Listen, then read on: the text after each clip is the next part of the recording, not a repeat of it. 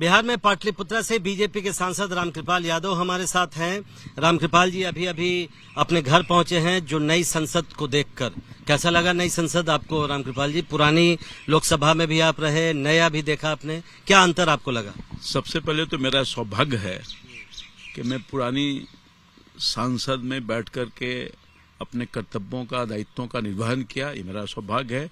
अब नया न्यूनतम संसद में भी बैठ करके देश की चिंता, लोगों की चिंता, गरीबों का कल्याण करने का काम जो प्रधानमंत्री जी करते हैं उसमें सहभागी बनेंगे। इसलिए अद्भुत पल था, अद्भुत क्षण था। मैं कोटि सा धन्यवाद देना चाहता हूं यशस्वी प्रधानमंत्री जी का। जो वर्षों से मांग थी, नीड था, उसको किसी प्रधानमंत्री ने नहीं पूरा किया, माननीय यशस्वी प्रधानमंत्री मोदी जी ने किया, इसलिए कोटि सा धन्यवाद। क्या मुख्य अंतर लगा? यहाँ पे छोटा हाउस भी था, वो बड़ा था, और यहाँ पे कुछ तकनीकी सुविधाएं भी। कई चीजों का अभाव था पुराने भवन में। तकनीकी अभाव तो था ही, सिपेज हो रहा था, बैठने का बहुत दिक्कत होती थी, मारा मारी होता था। और आने वाले दिन में 2026 जो परिसीमन होगा, संख्या बढ़ी तो बैठते कहाँ लोग। इसलिए मैं समझता हूं कि ये 32 वर्षों पहले से ही सोचा जा रहा था कि संसद एक नया होना चाहिए। और विभिन्न दलों के लोगों ने माननीय प्रधानमंत्री जी को आग्रह किया, लोकसभा राज्यसभा का, कि एक नया पार्लियामेंट का निर्माण हो। और उनके अनुरोध पर माननीय प्रधानमंत्री जी ने मात्र 2.5 साल से भी कम दिनों में संसद भवन का, नए भवन का निर्माण करके एक इतिहास बनाने का काम। लेकिन रामकृपाल जी ये देखिए, कांग्रेस ने उद्घाटन के बाद एक ट्वीट किया है, नेहरू जी की बड़ी सी तस्वीर और पैर की जूती के सामने नरेंद्र मोदी जी हैं। तो ये बता रहे हैं कि नेहरू जी के पैरों की जूती है। उन्होंने कहा है कितनी भी कोशिश कर लो यहीं रहेंगे आप। दुर्भाग्यपूर्ण स्थिति यह है, कांग्रेस पार्टी उस मानसिकता से बाहर नहीं आ रही है।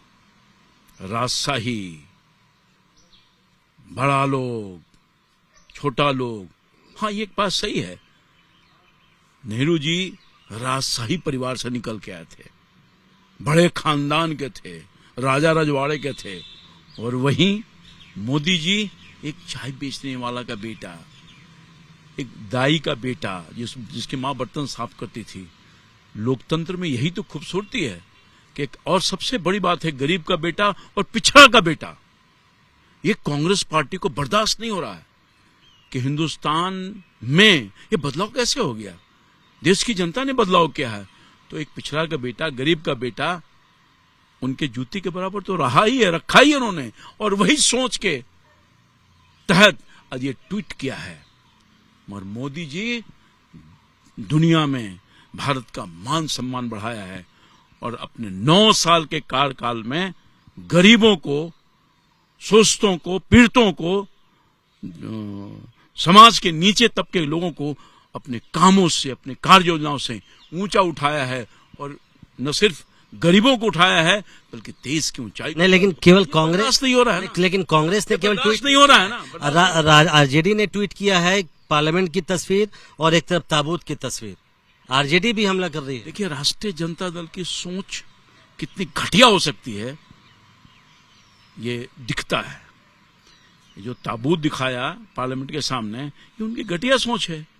इस सोच से बाहर जा ही नहीं सकते हैं कि उनकी जो सोच है, उनका जो छोटापन है, वो दिखता है।